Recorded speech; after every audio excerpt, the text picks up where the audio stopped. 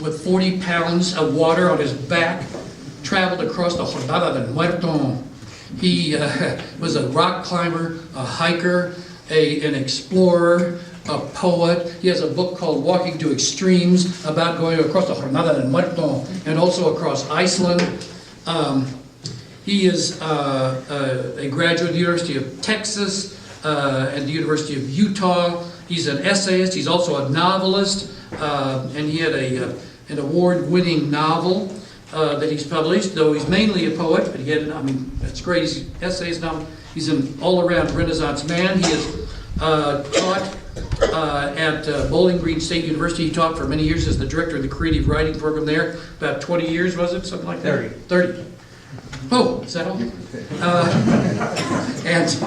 And some of his really fine students, by the way, one of which is in the audience today, is the excellent poet and a friend of mine, Donald Levering, and another is Carolyn Forche. He also taught at Washington State University. He was a visiting professor at Diné College in Saley Lake, northwestern Arizona, California State University of Northridge, and the University of Alaska at Juneau. He was a recipient of 2 fellowships from the National Endowment for the Arts, a Fulbright Award to India, D.H. Lawrence Fellowship from UNM, Golden Nugget Award from the University of Texas El Paso, a National Woodrow Wilson Fellowship, 2 awards from the Ohio Arts Council. He has published 54 books and chapbooks, most of poetry. His award-winning novel is called The Man Who Walked to the Moon, 1997, the Nancy Dasher Award. And his book of essays, Walking to Extremes, in 2008 that I mentioned, has also been honored. And his collected poetic works are on the table back there, just called The Poems, and there's one book after that. His work is published in innumerable magazines and journals, including the Malpais Review. A little blurb in for that. Anyway, without further ado, it's an honor for us to read with and to have here to read in our Duende Poetry Series, Howard McCord.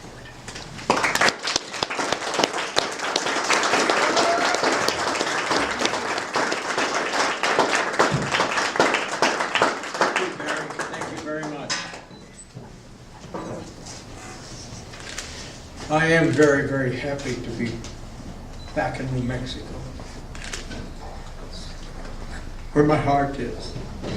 And if you will excuse me, I'm going to tear up because I've dedicated this reading to friends who have gone from New Mexico.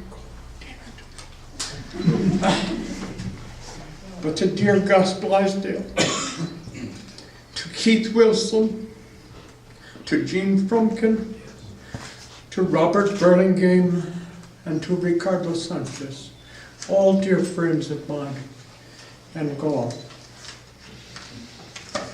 Now I hope I'll calm down.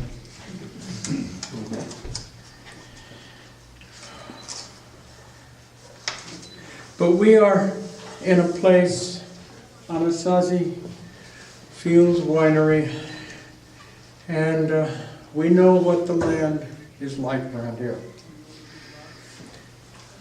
I've ended up in my life, I've lived sort of all around the Great Basin, California, Washington. I traveled every state out here, and of course New Mexico and West Texas. So this is a poem sort of trying to gather in that area. It's called The Rim of the Great Basin. Darkness is another kind of light, and stones are sweet as air to breathe. The Anasazi, the old people knew. They unlocked the rocks themselves and slipped inside like bones fit into skin. They watch as the bristlecone pine signals from the ridge and know how flames leap from flint and steel. The bighorn desert sheep rests like a bird above the falling land, unseen by man, and mountain boomers play their cylindric minds on the silences which are wisdom. Canopus hangs like a breathing eye in the arms of the pine, and the long interchange of their awareness is the heart beating at the core of everything. A language of smoke and crystal, an impenetrable music shaped out of time and the graceful falling curve of space between them. And the poem came to me when I was up at the Lawrence Ranch back in '71. And I was sitting on the deck at dusk, and the stars were beginning to emerge, and suddenly in the pine that's right in front of the deck there was a star caught in the pine needles. And I just thought, oh, what a connection. And it was Canopus. So I particularly love it and this place. Mountains are at the root of me somehow.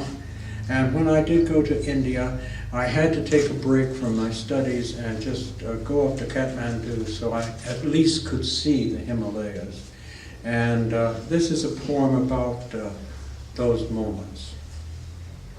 Kathmandu Valley, a hillside. Tibet is 50 miles away, and the requiem of all that is fugitive is the low and moaning cry of the wind. The mountains here break out toward the sky in a spasm of rock and snow and hungry villages. Below, a white stupa covers a relic of Buddha like cupped hands, and I am very close to walking to Tibet. It is moving into a falcon's eyes and brain here on the hillside. A funny pilgrim rocking on his heels, talking to a brown child in some tree language of gesture, while out beyond our faces are the Himalayas, and 50 miles away, my cinnamon Tibet. I grew up in El Paso, and my great uncles had ranches up on the Rio Feliz. I spent a lot of summers up there, and I gradually over summers learned a little bit about being a cowboy. But when I started, I was just a dumb city kid, and I would get, to do certain things. This is a poem that's really made up. It never really happened, and there certainly isn't any fog on the Feliz very often. But it comes back to being my cow. The stones rattle on the hillside in the fog.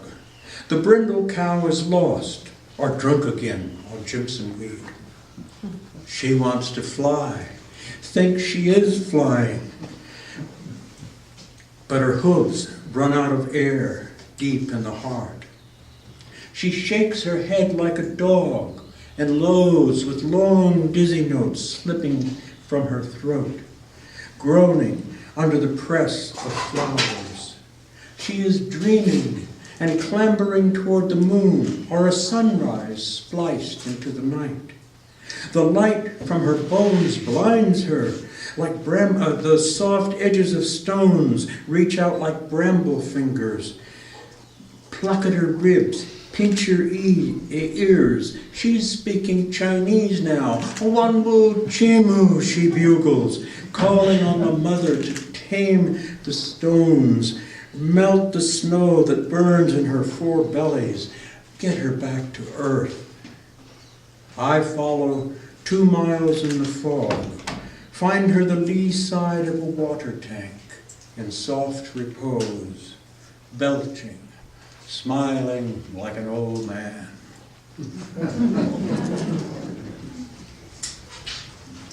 And Gary's poem on the maps just reminded me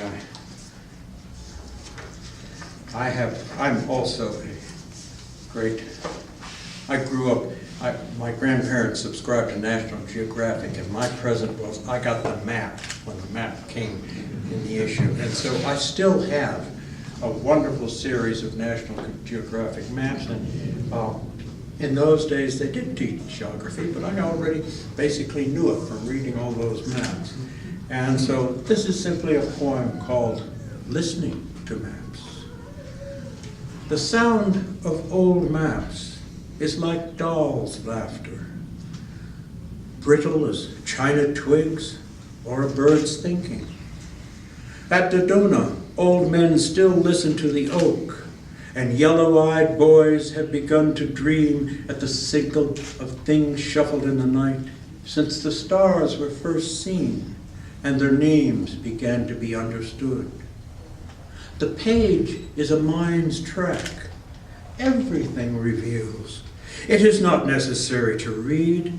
Wittgenstein is folded in the limestone. The whole of the mysteries is held like music in the white bark pine. Every ridge is sacred to a bird who watches the river below twist like a juniper with secrets. What the maps don't tell me, I discover from my wife. Love knows things denied all else.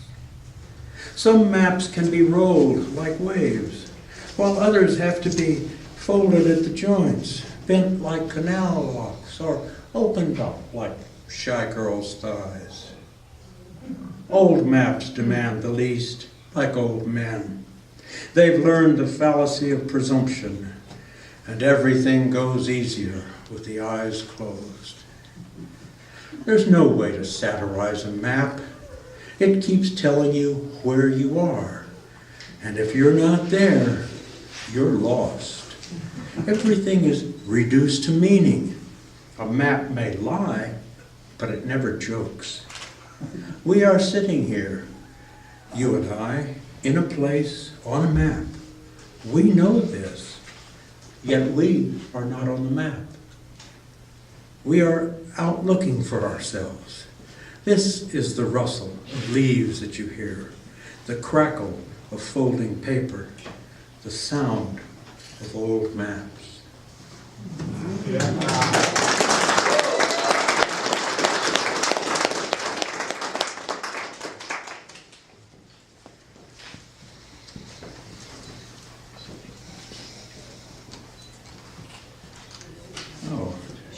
I'm going to go here.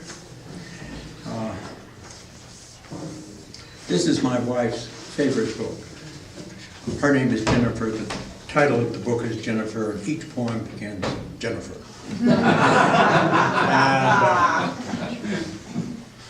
Jennifer, what the world begins as a secret, the heart ends knowing as its sole desire.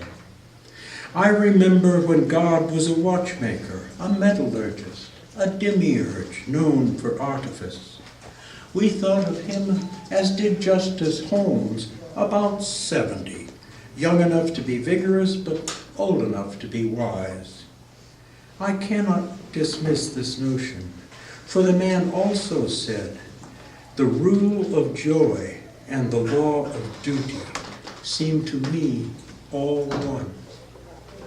He must have been in love as Augustine was, and I, with everything which lies beyond, and yet is found within your office.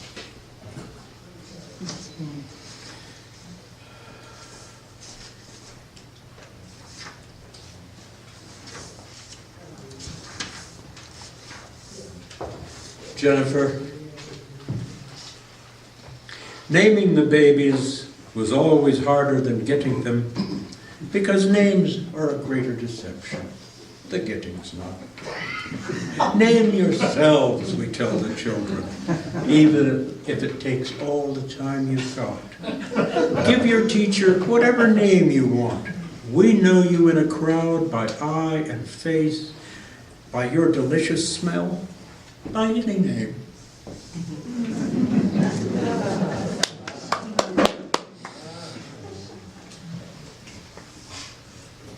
Jennifer, you are the woman who makes things clear.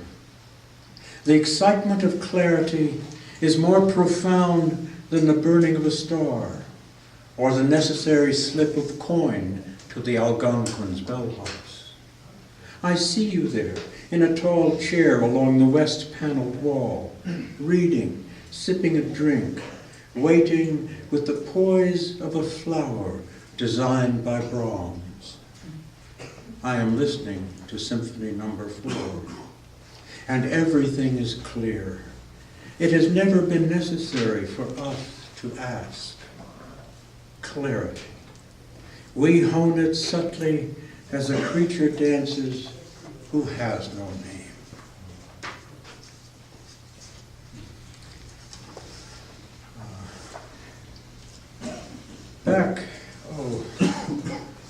I guess I was still in Pullman, so right around 70 or so, I got a visitation in my mind. Well, how it came about. I was teaching humanities, and one of the books we covered multifariously was the Bible, and I was looking among the minor prophets, and I came across the Hosea, and I was reading the beginning, and here it is, you know, the Lord says to Hosea, take yourself a wife of harlotry and have children of harlotry. And of course he did. And then when they started having children, the Lord said to him, I want you to give them these names. And one was Loruhamah, which meant not pitied. And there was one Lo-Ammi, which meant not of my people. And the poor boy was named Jezreel after the valley where Jehu carried out his bloody coup. So it was a site of massacre. And as I was reading this, I kept thinking, what must it have felt like to have been a kid with names like that? And you know that God gave you that name. You know, what's in life for me now? And so I got to hearing these poems in this voice. London, 1914. I have eaten the heart of a laundryman, or someone else. It was a heart, and cooked and served by a man whose face I could not see. What I was promised and what I received may not have been the same. How could I tell? But I know grace is not pretentious, and I am heir to as much truth as anyone. Let it be his heart. And then another one. Some information about the devil. The devil has 3 lumps and breaks things when he walks at night. He carries a grimoire. His lips move constantly as he reads. He cannot say the hard words, but must conjure someone to say them for him. One time, he conjured me. The devil goes naked, but for one long hair he wraps around his waist. If you break the hair, the devil dies. But he keeps it hidden under a roll of fat, and you may not touch it. The devil is blind, and has never seen clouds or trees or any living thing. He does not care. I don't know how he reads. Grace, could you give me some?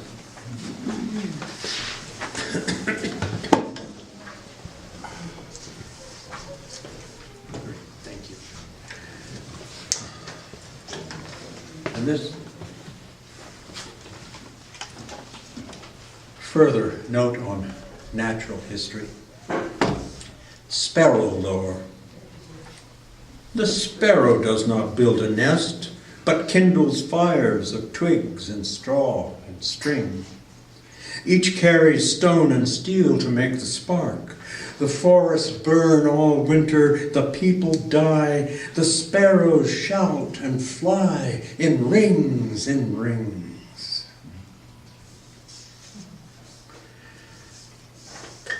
And then another bit of her theology. Christ, the dancer. One night I danced with Christ. my laughter winding like stars and moons exalted in his hands. He dressed me in a silken cape, and I was inset in a sphere beyond this sphere. I lay against the air like a thinking cloud, and birds, bright meteors, tore through my evanescent flesh without hindrance or pain. There was the glory of their golden passing, my dance, and his wild face in peace. No more. Well, she was a very strange voice, and I've never been able to call her back, and I don't know that I want to, but it was an interesting experience.